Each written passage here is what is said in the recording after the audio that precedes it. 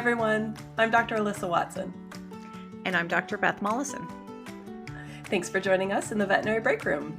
In the break room, Dr. Beth and I have short conversations where we chat informally about relevant topics in veterinary medicine. And today we are talking about a recent experience I had where I actually got to go to CES, which is a trade show here in Las Vegas. We did this. I went on behalf of Brief Media, Vet Medics, in order to kind of explore some of the innovations that are coming down the pipeline for veterinary medicine. And I had a really fun experience. And so we thought we'd sit down and talk about that today. Yeah, I was going to say, Alyssa came to me, just casually mentioned that she was going to CES this weekend. And I was like, I have no idea what that is, Alyssa. You'll have to back up.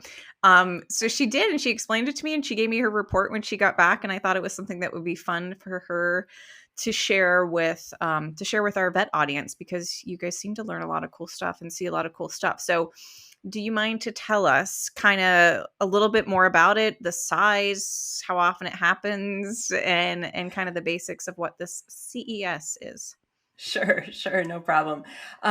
So living in Vegas, I've been in Vegas for a number of years now, and CES is very big here. It's an annual, trade show. But as a veterinarian, I had never really thought about it from the aspect of going as an attendee or anything like that. And this was not the first time that I had attended CES. I actually had gone pre-COVID with a group of other veterinarians and kind of gotten my feet wet, dabbled into it. And then, we skipped a few years and COVID happened. And that was actually the only time I learned that was the only time in the history of CES where, they took a hiatus, they took a year off. And I think they had some virtual things that year, which makes sense for a technology trade show. But yeah, it's been going on since 1967. It hasn't always been in Las Vegas. I think it originally started in New York, but then it kind of jumped around. But for the last several years, this has been an annual trade show here in Las Vegas, and it's organized by the Consumer Technology Association. And to answer your question, how big is it? Huge. It's mind-boggling how big it is. Not only did it encompass the entire Las Vegas Convention Center, which is gigantic, but several of the hotels down on Las Vegas Boulevard, which colloquially we know as the Strip, so several other hotels down at the Strip. I think I read that there was something like 2.5 million square feet of exhibits. So, in my mind, when I was going to this, I was thinking kind of like, WVC, which is also here in Vegas every year, and I'm like, it can't be as big as WVC. There's all this walking and everything. And it was like that on steroids. It is crazy. And so there's all these exhibitors. They have lectures as well. I didn't attend any lectures. We spent all of our time in the exhibit hall, and we had kind of mapped out some places that we wanted to, some products that we wanted to go look at that we thought would be interesting for veterinarians or somehow impactful, towards veterinary medicine. And I will tell you, the list was thousands upon thousands of exhibitors long. So it was a little bit crazy. And there was a wonderful team here at Clinicians Brief that looked at all of those. And then we went and we recorded some live videos at some of the exhibits and ended up, just writing a little piece, which we'll go ahead and link if anybody wants to check it out, because there were some fantastic photographs of some of the products that we saw. So yeah, it's a week long. So we ended up going for a couple days, but it is a week long. Oops. I have a guest today. This is Arthur, everybody. Oh yeah, I was gonna say, if you're viewing our video, there is one of Alyssa's several newly acquired puppies and kittens on her lap. Oh my goodness. But so I know you talked about the size. So yeah, just to give our audience some perspective, I think it said that there was 135,000 attendees and WVC is about 16,000. So yes, multiple times over the size of any veterinary conference any of us have ever attended. And yeah, Alyssa, do you mind to tell us a little bit about like is what is being exhibited? Are these like when you walk into the exhibit hall, what industries are being represented and how are you interacting with these booths? Yeah. So one of the things, that people do ask is like, can anybody go? Is it just open to the public? And it technically isn't, just open to the public. In order to attend, you have to either be what's called an industry attendee, which is how we registered, or a media, or you have to be an exhibitor, in the exhibit hall showcasing one of your products. And then they do check for eligibility. Like I had to go ahead and submit some credentials, that I worked for Brief Media, Vetmedics, excuse me. And so not everybody can go.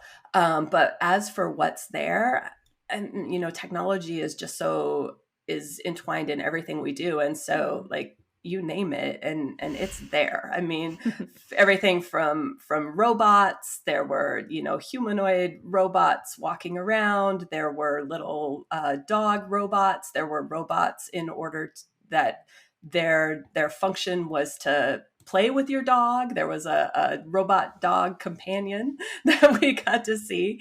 But also food technology, gaming, huge. There was one whole huge area set to gaming and sports, but cloud computing, data, cybersecurity, health, wellness, automotive, investing, marketing, advertising, fitness, wearables, like you name it, and it's there. And these are everything from little startups that you'd never heard of. There were some booths that we just stumbled upon and got to talking, and it was just the one guy who developed this idea and brought it to CES, all the way up to huge companies, Lenovo and Samsung and Tesla and household names. So.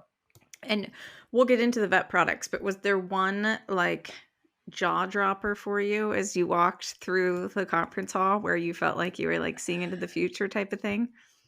It's the whole thing Everywhere. is just seeing into the future. Yeah, it literally it's difficult to describe, especially in some of the bigger exhibit halls that have, you would walk in and there was a giant hologram that went up, 3 stories, of a person, and there were rainbow colors and it's designed to kind of overwhelm your senses like that, and depending on where you are, there's lots of things. There was a big focus this year on sustainability, and environmental impact and things like that. And so I was drawn to quite a bit of those. But again, it was just so big. We really had to focus, and find those products. So I didn't get to wander the halls and just let, myself go find whatever. I did take 1 minute though, or a couple minutes to stop at an exhibit that was doing massage chairs and get myself a little massage. But like, I mean, but yeah. And again, my mind is like, oh, just like a veterinary conference, VMX or AVMA, there'll be this little spot and you can get a little massage.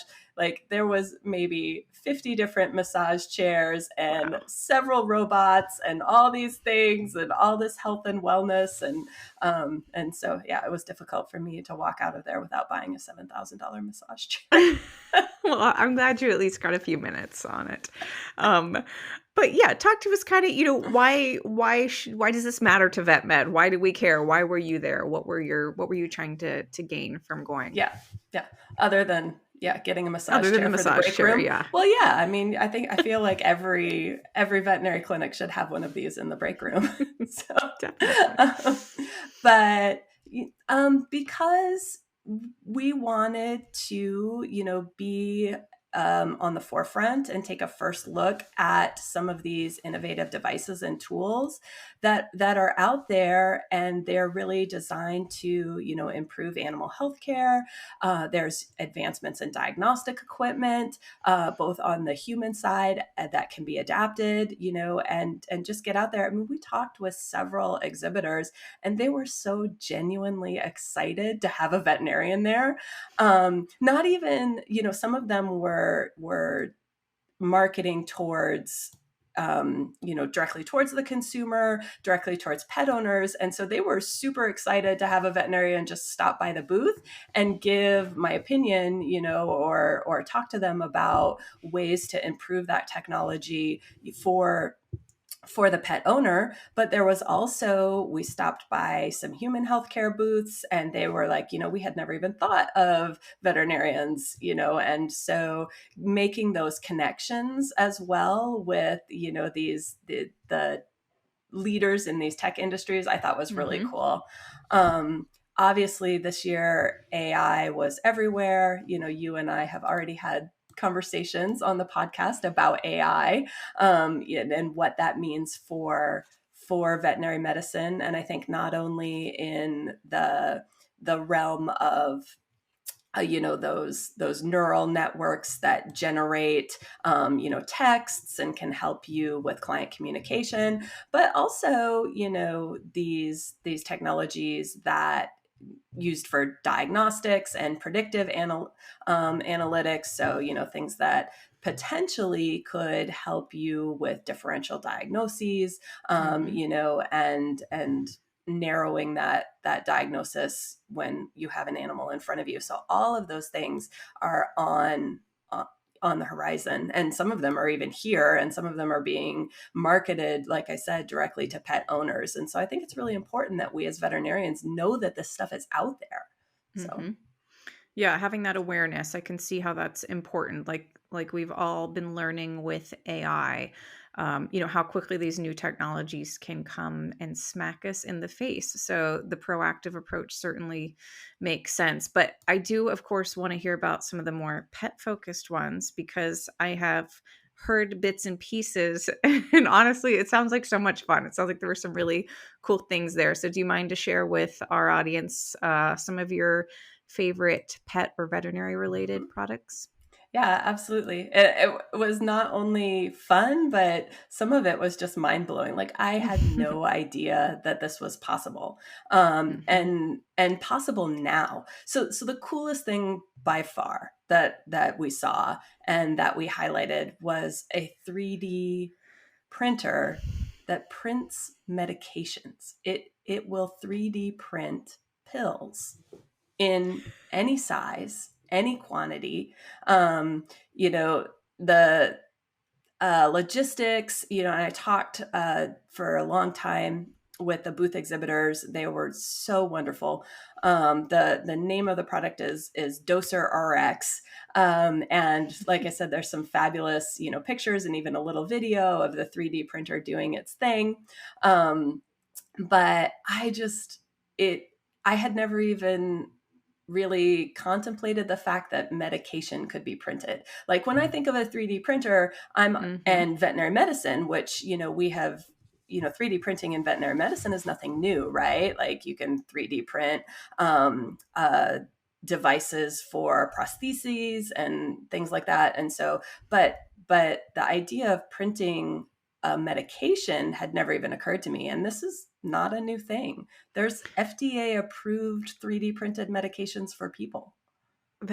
Yeah, I was with you. That one made my jaw drop, especially when it said that you could combine medications. I mean, it makes sense. Obviously, you have to have the raw ingredients to do this, but when it comes to, I feel like especially veterinary medicine with our issues with size, dosing size in small or large patients, and Mhm. multiple medications, the benefits that can have for compliance for these chronic conditions and things was really cool. And I'm like you. I think I'm living in the past, because things like that are already happening, and already exist, I have no idea about. Mhm. Mhm. So we also looked at, and I kind of mentioned it a little bit earlier in the podcast, but we met Oro, who is a robotic dog companion. Again, like visiting this booth, the designers of this robot were really interested in my opinion and not only on just the product, but what struck me was they sat down and talked to me about, and they were so proud of the thought that they had put into the design of this robotic dog companion. The sides were smoothed and curved because they didn't want any edges for the dog to chew on. And I thought that was just really cool that they would take that approach of really looking at, okay, we want this to be available for the dog, but we also want it to be quiet. We don't want it to scare the dog, or other animals in the household, cats and things like that. And so, it was really neat. And I was like, I'm not sure why my dog needs a robotic companion, but some dogs might, some dogs might want a robotic dog companion. Or was it? It wasn't fuzzy. It wasn't fuzzy. Okay. It was very smooth. And it had a kind of a flatter face that did have some expressive eyes. And it could do some things. What they were shooting for, and it does use AI, is the way that they're marketing it was to kind of assess the dog's behavior at home, possibly when you're not there, or if you had an owner that had, mobility issues or other things that it couldn't, play with the dog or do some of these things to keep the dog engaged. And they say that it monitors the dog's behavior. And then if it's sensing that the dog is anxious or, would like to do things like play, there were a limited number. I know. I need one. A limited number, right? I think the new puppies need one, definitely. Yeah, you need another animal in the house. I just need a robot to play with all the ones I have. So there were a limited number of kind of games it would play. It could play, like a laser tag type game, but it could also play fetch, which I thought was hilarious. It would like launch a ball out the front. I did notice that, they didn't showcase this in the exhibit hall, but they had a video of a dog playing with it. And then the dog had to actually take the ball back and put it into a little compartment in the back of the robot in order for the, robot to be able to launch the ball again and continue playing. So there were some things where I was like, well, it seems like it's going to require a little bit of training. I'm not sure. Yeah. I'm not sure my less active and not so bright dog would get the hang of that game right away. But for some, I could see that it would, could be very impactful and could be something to help when you have an animal that is, left alone or does have some separation anxiety. Obviously, we looked at lots and lots of different smart collars and home health monitoring wearables. These are nothing new. Again, these have been around. People are very familiar with smartwatches. And so people have been trying to adapt that, I think, to smart collars and things for a long, long time. As the technology has gotten better, what I have noticed is that they're getting smaller, which is good because, in the past, I have felt that there has been a real disconnect between the size of these collars and these, monitoring devices and the size of my patient, especially if I'm looking at monitoring something like heart disease, where I want to track their sleeping respiratory rate, for instance.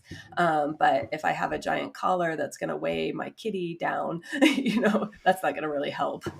I know Paul wears a pretty big, my dachshund wears a pretty big monitor. And I he could use a smaller one. So I'm glad to hear the technology is progressing. Does he wear it on, I'm interested in Paul's monitor. Does he wear it on his collar?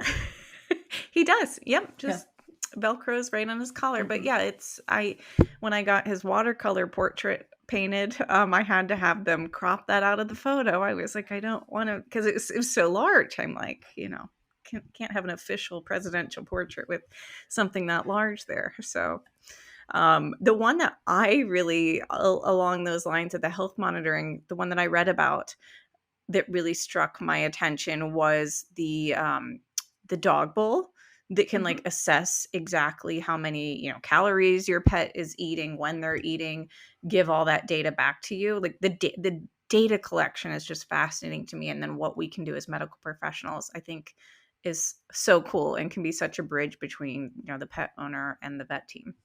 Yeah, that whole thing was kind of like a suite. So it had the collar that monitored the dog's activity, as well as then there was, like you said, there's an app and it uploads all that data to the cloud and it gives things, but it also then recommended feeding quantities, and it paired that with a smart bowl that basically would just dispense the amount of food that it thought the dog So needed. crazy. I It's know, awesome. right? You don't have to do anything. No, I know. Let's hope the technology doesn't malfunction. That's all I could think about too, was like technology malfunctions and the poor dog doesn't eat for days. Oh no, that would be awful.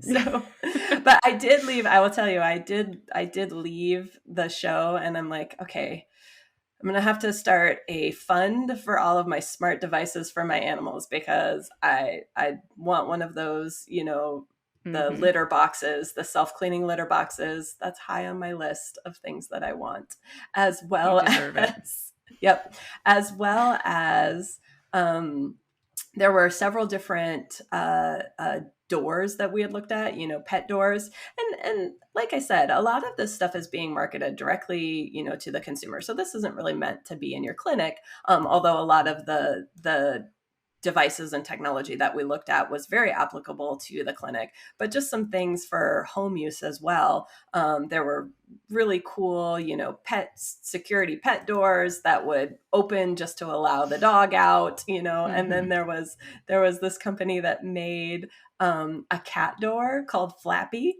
And the story is just fantastic. It's just so funny because again, everybody was sharing their stories in their, in their R&D and their development, and like, oh my gosh, these are the challenges we had working with animals. And I found that so funny. I'm like, thank you, like every day. Like these animals are going to Hmm. find a way Same to challenges. yep, to break the rules or not follow the book, or Hmm. but what these people who wanted to do this cat door, they wanted to stop the cat from bringing in unwanted gifts. So, birds, lizards, large bugs that they had caught outside. And so they used AI technology to do this. So there's a little camera on the cat door. And when the cat comes in with something in its mouth, the door will lock and it won't allow the cat into your home. Well, they That figured is out fancy. it is fancy, but they figured out pretty quickly, the cats figured out pretty quickly that they could, if they just like, they walk up to the door, they would put the whatever it was in their mouth down, the snake or whatever, and I'm sure like other places in the world, this is really important. I'm like, Hmm. shout out to all you people that live in Australia with all of your deadly things outside that I could never. Mm-mm. No But the thanks. cats learned that if they put whatever it was down and then looked at the camera with nothing in their mouth, the door would open. And then they just grab whatever it was and run inside really quickly. Oh So they actually had God. to go back and reprogram like the whole thing, that it would lock for a set amount of time. And the cats would have to actually go set down whatever it was that they wanted to bring inside farther away. And it would That only be open for a certain amount of time. They didn't have time to run back and is grab so it. funny. That reminds me. I just saw this video. I'm sure I was scrolling Instagram or something. It was a video of a man who was just like asleep in his bed, and the dog came over and had something in his mouth, and he was half asleep, so he just like takes it out of his mouth to throw it, and it was a rat. It was like a foot Oh, long, I think, live rat that the dog was bringing him, that he then took in his hand into his bed. So anyway, he needs a Flappy. he needs a Flappy really Mhm. badly. Ugh, Um, worst nightmare. yeah, let's see. What else? The other things, there were some other, um, you know, technology that was geared more towards human healthcare. One of them was just again, mind-blowing. There's a company that's making flexible ultrasound sensors. So, when you have your probe, the material that they use, and this is all way beyond me too. Like I still don't really understand how the telephone works. So Same. We're definitely the key people to be giving this podcast. But my understanding is, you're kind of locked in with your probe, that the sensor on your ultrasound probe needs to be made out of a very rigid material right now.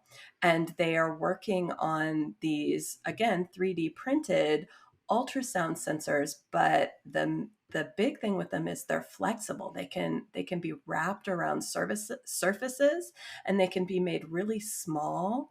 And they were telling me that they have actually developed an ultrasound sensor that is so small and can be curled on itself and fed into some of the larger blood vessels in the human body. Wow. Right. So that's so far beyond my comprehension that I'll just have to take your word for it.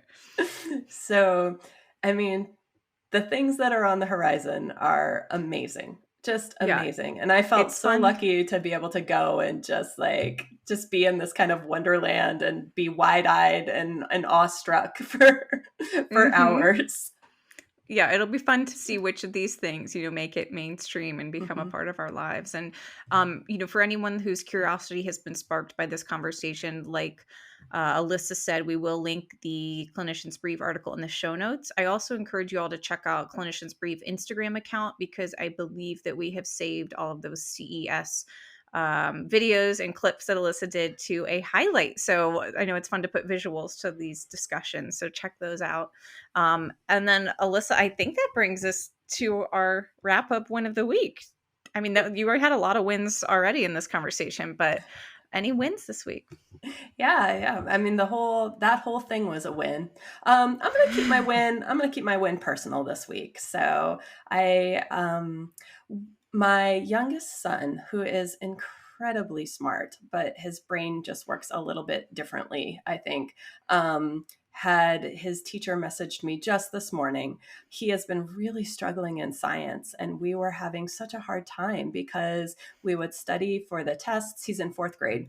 We would study for the tests, and I knew he knew the material. And then he was getting, and then he would go in and take these tests, and he was getting D's and F's on these tests. And we couldn't figure out why. We just couldn't pinpoint where the problem was. And we had this breakthrough where we were studying for this most recent test. And like I said, he understands the material. They had map, and so there was a key to the map that had where different volcanoes were in around the world. And this unit in science, they're studying sediment and erosion and layers of the earth and fossils, which he loves. And so of course they're talking about volcanoes and earthquakes and things along with this. And this little map had the location of all these volcanoes around the globe, and the skill was to be able to read the map. And so the question was, where would be the worst place to view volcanoes? And he circled an area on the map that was loaded with volcanoes. And so, I stepped back and I said, can you explain to me why you circled that area? Because how to read the map, that the key, like, this is the volcano. I'm like, why do you think that's the worst place to see volcanoes? And he's like, well, volcanoes are really dangerous, Mom. And there's a whole bunch here, and then I would die.